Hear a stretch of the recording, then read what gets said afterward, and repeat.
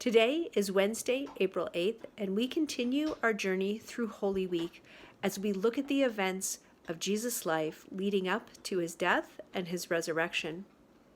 Today we look at the story where Jesus shares about the one who will betray him.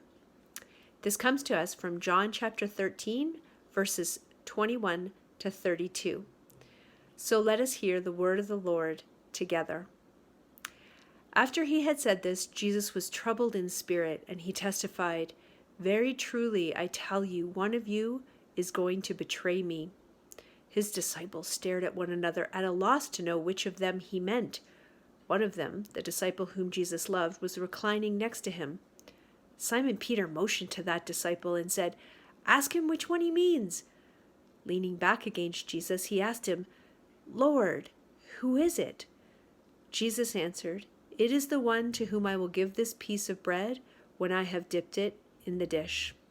Then dipping the piece of bread, he gave it to Judas, the son of Simon Iscariot. As soon as Judas took the bread, Satan entered into him. So Jesus told him, "What you are about to do, do quickly." But no one at the meal understood why Jesus said this. Since Judas had charge of the money, some thought Jesus was telling him to buy what was needed for the festival, or to give something to the poor. As soon as Judas had taken the bread, he went out, and it was night. When he was gone, Jesus said, "Now the Son of Man is glorified, and God is glorified in him.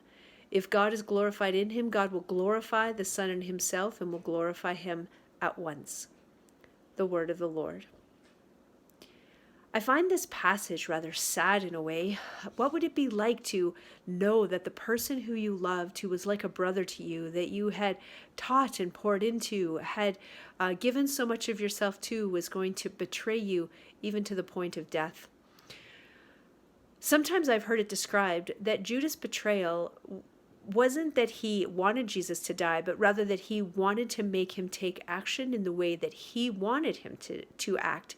He wanted Jesus to be a military hero. He wanted him to fight the Roman Empire, to act as he thought the Messiah should act.